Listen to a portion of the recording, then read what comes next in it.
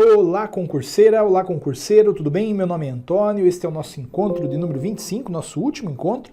Estamos trabalhando aí o artigo 8º. O artigo 8º, cujo inciso 8º diz que é vedada a dispensa do empregado sindicalizado a partir do registro da candidatura a cargo de direção ou representação sindical e, se eleito, ainda que suplente, até um ano após o final do mandato, salvo se cometer falta grave nos termos da lei. Então, este dispositivo é muito importante dentro de uma realidade sindical.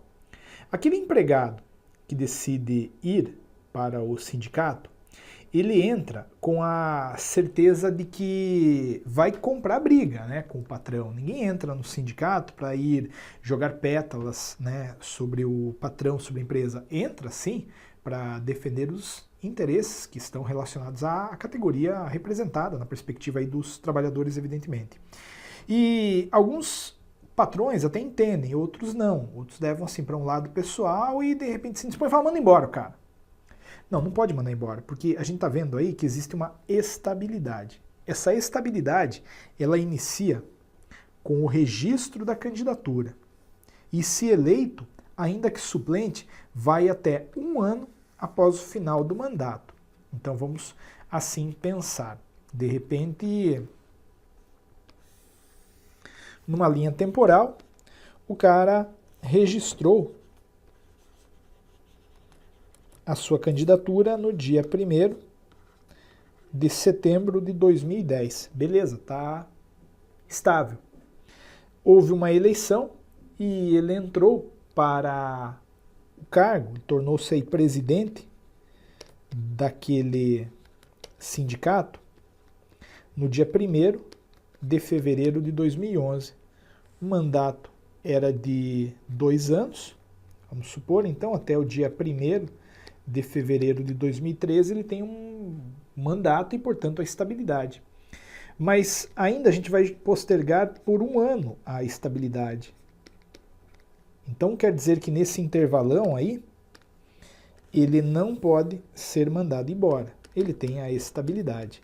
Ah, mas e se ele foi mandado embora? Aí ele reverte isso no Poder Judiciário e ou a empresa chama-o para trabalhar de volta, pagando aquilo que lhe deve, ou paga aquilo que lhe deve. De repente, então, a empresa fala, não, esse cara eu não quero mesmo. E manda ele embora aqui, ó, no mês seguinte, 1º de dezembro de 2010. Vai ter que pagar, basicamente, 3 anos aí de salário para o cara, 4 anos de salário. Eis a ideia da estabilidade. Tá? Eis a ideia da estabilidade. Beleza? Show de bola. Ah, mas não pode mandar em circunstância alguma embora? Não. Até fala a Constituição que se ele cometer falta grave, nos termos da lei, aí pode mandar, né? De repente também foi lá, deu uma pancada, bateu, agrediu o patrão. Aí falta grave, sem dúvida alguma, pode ele ser mandado embora. Show de bola, né? O parágrafo único nada mais diz do que as disposições deste artigo aplicam-se à organização de sindicatos rurais e de colônias de pescadores, atendidas as condições que a lei estabelecer. E o artigo 9º vem afirmando que, sim, é assegurado o direito de greve, competindo aos trabalhadores decidir sobre a oportunidade de exercê-lo e sobre os interesses que devam, por meio dele, defender. Então, quem faz a greve, sem dúvida alguma, é o trabalhador, né? Cabe a ele, trabalhador, decidir sobre a oportunidade de exercer tal direito e sobre os interesses que devam, por meio dele, defender. Então, a gente tem aí uma importante disposição, né? Nós trabalhadores é que sabemos, a gente quer fazer aí a greve para reivindicar uma melhoria salarial, a gente faz. Não, mas a gente quer greve para melhorar não uma questão salarial, e sim uma questão de ambiente, a gente faz. A oportunidade e os interesses que são tutelados na greve são definidos pelos trabalhadores.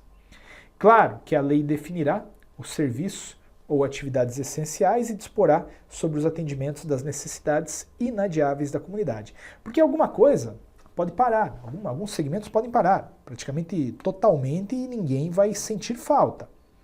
Ninguém vai sentir falta, tá? Agora, alguns setores não. Alguns setores são estruturais. Por exemplo, transporte público. Vem lá os motoristas e falam, não, a gente vai parar. Mas olha o transtorno de tudo isso, né? Eu pego o ônibus para ir trabalhar, já não poderia pegar, então aí começa toda a questão de transtorno, né? Então vai ter uma lei dispondo sobre quais são esses serviços, quantos poderão parar, qual será o índice que deverá continuar trabalhando, percentual e assim por diante. Parágrafo 2º vem afirmando que os abusos cometidos sujeitam os responsáveis às penas da lei. Nada demais, né? É evidente que se eu abusar do direito de greve eu serei penalizado, e aí acabou o artigo 9. A gente tem aqui apenas não precisa nem estar no material, mas até teoricamente é simples, não precisamos aí de tantas discussões, o artigo 10 e o artigo 11, que estão no seu edital. O artigo 10, ele vai dizer o seguinte: é assegurada a participação dos trabalhadores e empregadores nos colegiados dos órgãos públicos em que seus interesses profissionais ou previdenciários sejam objeto de discussão e deliberação. Então quer dizer que trabalhadores e empregadores, patrões e empregados, têm assento garantido nos colegiados do poder público que definam ou que decidam a respeito de seus interesses. Claro que o trabalhador tem direito de se fazer ouvir e se fazer representar nas discussões colegiadas do Ministério do Trabalho e Emprego, por exemplo. Essa é a ideia. Não vejo questões aí cobrando esse artigo 10. E o artigo 11 vem afirmando que nas empresas de mais de 200 empregados, esse número tem que marcar, a empresa que tem mais de 200 empregados tem que pode manter um representante dos trabalhadores com a finalidade exclusiva de promover o entendimento direto com os empregadores. Então a ideia é a seguinte: a minha empresa tem mais de 200 empregados. Podemos eleger um deles que vai fazer o papel de representante do todo para fins de levar ao conhecimento do patrão aquelas reivindicações que os demais colegas estão fazendo. É um representante. Isso é assegurado, isso é lógico, isso é razoável e é assegurado nas empresas que tenham mais de 200 empregadores. Tá? Eis aí o artigo número 10 e 11 da Constituição sendo analisados e sendo concluídos, tá? Então, neste momento, o que a gente tem? A gente já viu tudo do edital, a não ser, como eu disse, a parte do artigo 37 ao 41, que eu não vou analisar, em razão de você ter isso lá na parte de noções de administração pública, não faz sentido. Então, no final aqui deste encontro, ou melhor dizendo, neste último encontro, eu quero trazer para vocês algumas questões que foram recentemente cobradas aí pela FUMARC nos temas que a gente analisou. Tá? Vamos começar por essa, importante, essa questão que fala sobre a lei penal. É correto afirmar que ela não retroage, salvo para beneficiar o réu, ela não retroage, salvo se o fato criminoso ainda não for conhecido, ela retroage, salvo disposição expressa em sentido contrário, ela retroage se ainda não houver processo penal instaurado. Olha, esse dispositivo a gente trabalhou, né? A gente falou sobre o artigo 5º, inciso 40, aquele que fala que a lei penal não retroagirá, salvo para beneficiar o réu. Era uma exceção, inclusive, aquela coisa julgada, a gente sabe desse dispositivo. Então, dentro dessa perspectiva, artigo 5º, inciso 40, não há dúvida. A lei penal não retroage, salvo para beneficiar o réu. Gabarito, letra A. Tá? Bem simples essa questão, sem maiores problemas. Esta outra aqui é um pouco mais crítica, né? Lembrando que a gente está falando de uma questão de um nível, enfim, bom, né? Investigador de polícia. Sobre as categorias fundamentais estabelecidas na Constituição Federal, é correto afirmar que a lei penal é sempre irretroativa. Não, não. A gente acabou, inclusive, de ter aí um exemplo de que a lei penal retroage. Claro que retroage. Ela retroage para quê? Para beneficiar o réu. Então, não é a alternativa verdadeira a. Tá? B. A prática do racismo constitui crime inafiançável e imprescritível. Olha, esse a gente analisou bastante também, tá? A gente viu lá na tutela dos crimes específicos mencionados na Constituição que, sim, todos os crimes lá mencionados eram inafiançáveis. Lembra? Racismo, tortura, tráfico, terrorismo, hediondos, enfim, todos eles são inafiançáveis. Agora, eu frisei bastante a questão da tutela dura que incide para o racismo. E diz que o racismo, além de ser imprescritível, é também sujeito à pena de reclusão. Veja, por mais que a questão não tenha mencionado aí o sujeito à pena de reclusão, é óbvio que está certo. Porque está escrito que a prática de racismo constitui crime inafiançável e imprescritível. É verdade? Não é só isso, claro. Não é só isso. Tem também o sujeito à pena de reclusão. Mas ainda assim, essa alternativa é verdadeira. Bem simples, bem literal, tá? Não haverá pena de morte em nenhuma circunstância. Não, Deus que me livre e guarde. A gente trabalhou com a pena de morte em caso de guerra declarada, sabemos que sim, em caso de guerra declarada podemos punir alguém com morte. Tá? Quinto inciso 47, a linha A. Os templos religiosos, entendidos como casas de Deus, possuem garantia da inviolabilidade domiciliar. Tá? Então, na verdade, essa questão ela está errada por diversos motivos. Né? Primeiro que eu não posso generalizar templo religioso como casa de Deus, porque tem religião que não é monoteísta. Tem religião que não crê em Deus, né? Crê em outra entidade, sei lá. Então não dá para a gente assim padronizar dentro de uma lógica constitucional que a gente está trabalhando aí há 25 encontros. Mas, ainda assim, né, poxa, dentro de uma dinâmica que a gente analisou, a inviolabilidade domiciliar se presta para proteger a intimidade da pessoa que lá dentro está. E olha, com todo o respeito, né, não fisicamente, creio, posso estar errado, desculpe se isso te ofende de alguma maneira, Deus está lá fisicamente naquele espaço. Então não, né? Os templos religiosos, eles não possuem a garantia da inviolabilidade domiciliar, evidentemente não, tá? Questão simples, alternativa verdadeira, alternativa letra B. Mais uma aí de direitos e deveres individuais e coletivos. Por falar nisso, né? Por falar em casa. A casa é asilo inviolável do indivíduo, podendo-se nela entrar sem permissão do morador, exceto... Então quero saber, olha, das 4 alternativas, em 3 dá para entrar na casa. Agora em uma não dá. A disposição constitucional que nos auxilia aí é o artigo 5º, inciso 13. E o 5º inciso 13 fala que, aliás, o 5º inciso 11, a casa é asilo inviolável do indivíduo, ninguém podendo nela penetrar sem consentimento do morador, salvo em caso de flagrante delito, desastre ou socorro, ou durante o dia para fins de cumprir uma ordem judicial. Então é verdade que em caso de desastre, a gente pode invadir a casa. Claro que pode. Em caso de flagrante delito, evidente, claro que podemos. Para prestar socorro, também. Também. Agora, por determinação judicial a qualquer hora, não. Aí não. Determinação judicial é à noite. Aliás, determinação judicial não pode à noite, né? É durante o dia apenas. Tá? A determinação judicial é durante o dia apenas. Então, o exceto aqui vem na linha, no item D e encontra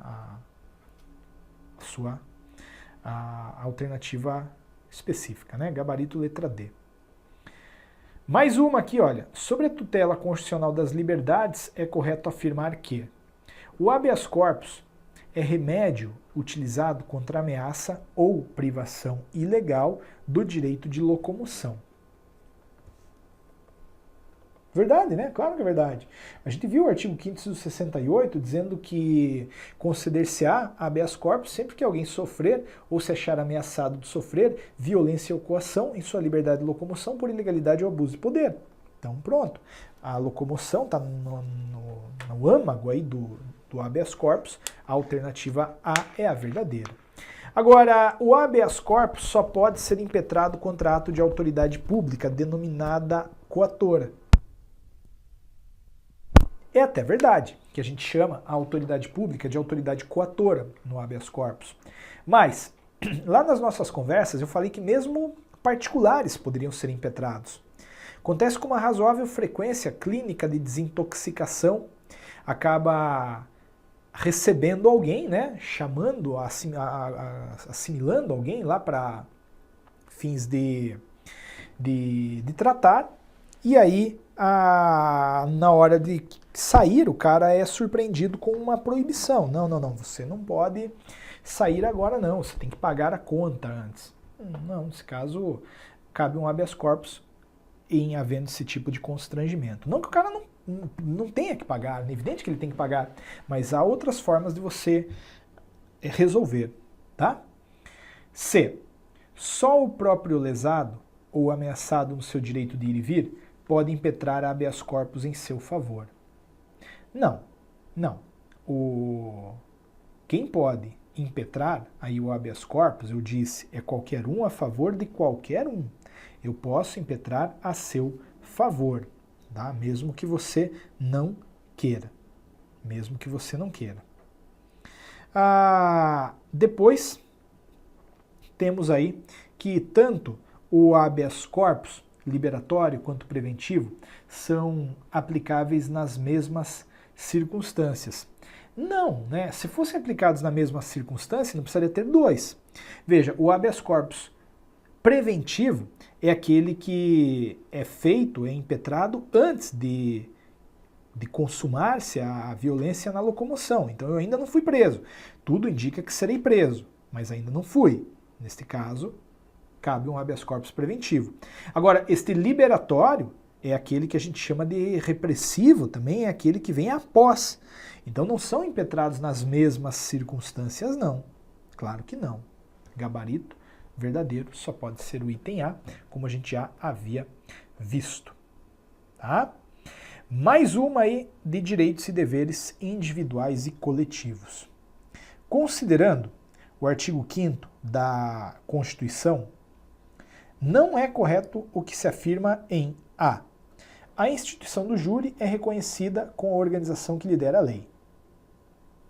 Não, isso é verdadeiro, né? A gente reconheceu o Tribunal do Júri com a organização que lidera a lei, a gente conversou sobre aquela dinâmica de conselho de sentença, juiz de direito, isso tudo está garantido na Constituição, artigo 5º, inciso 38, assim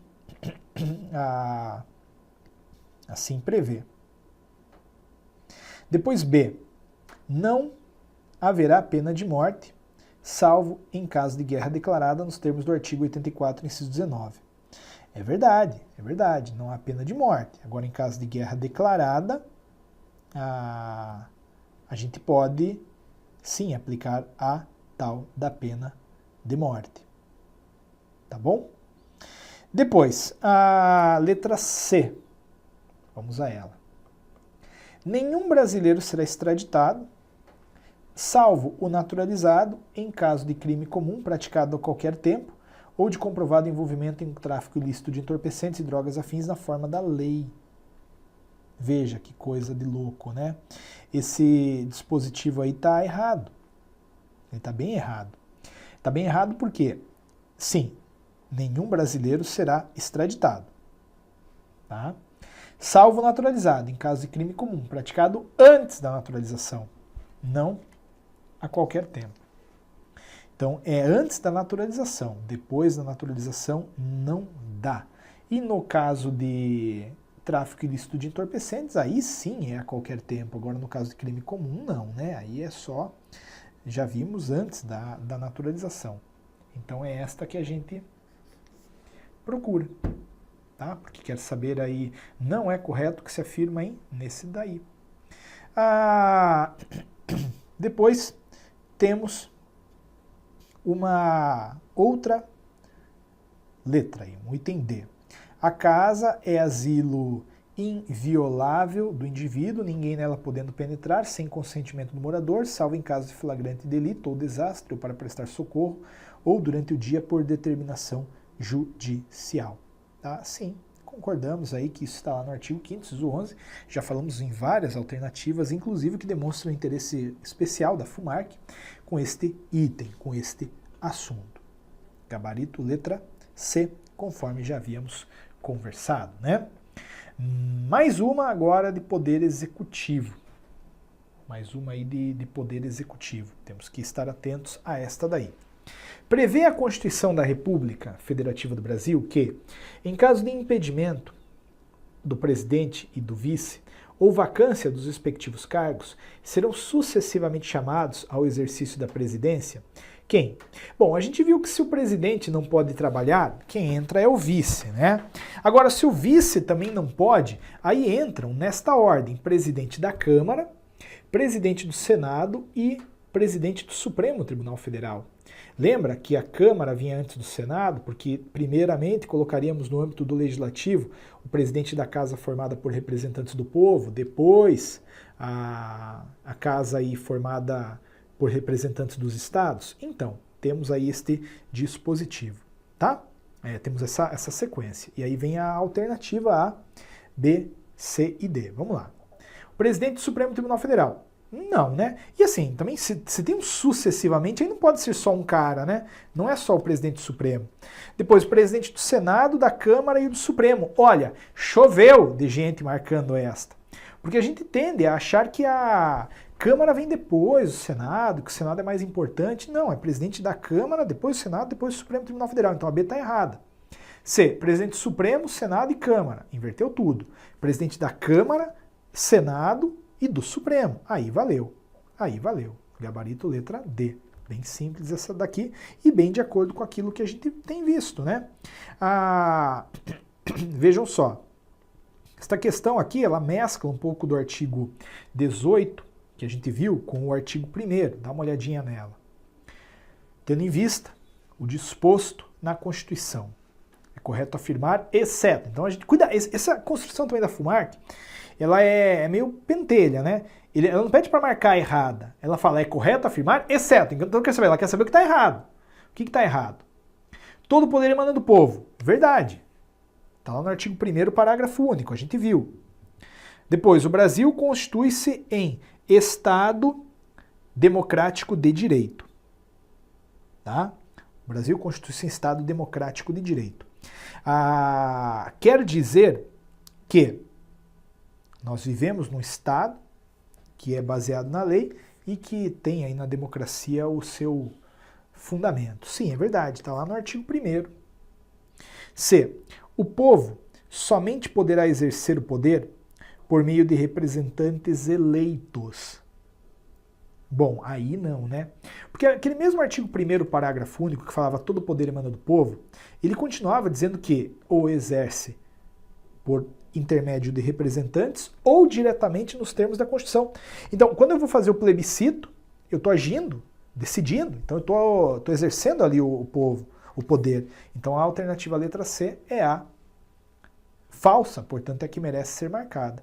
E a República Federativa do Brasil é formada pela União indissolúvel dos estados e municípios e do Distrito Federal. Tá? Bem tranquilo esse item aí, nada demais há nele. Gabarito letra C. Gabarito letra C. Mais umazinha aí de poder legislativo.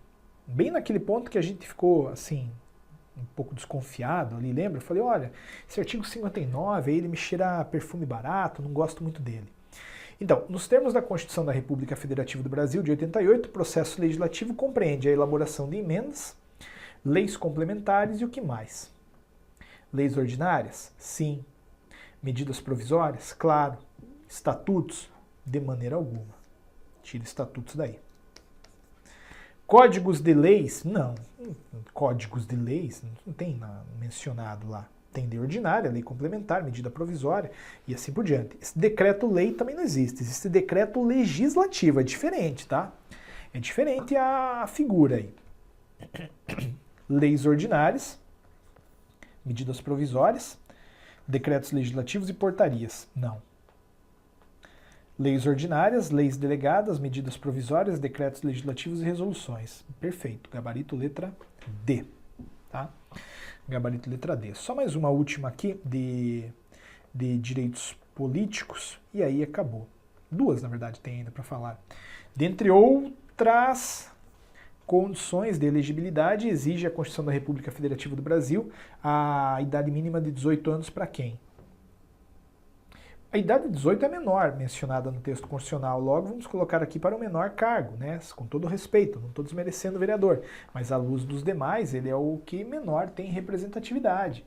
Então, o gabarito letra B, de fato, confirma, e aí a gente chega nesta última questão, que fala, constituem objetivos da República Federativa do Brasil, exceto.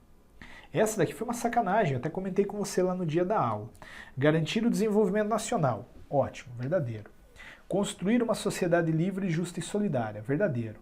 Agora, erradicar as desigualdades sociais e regionais e reduzir a pobreza e a marginalização? Não, não. É essa a verdadeira, porque é o contrário.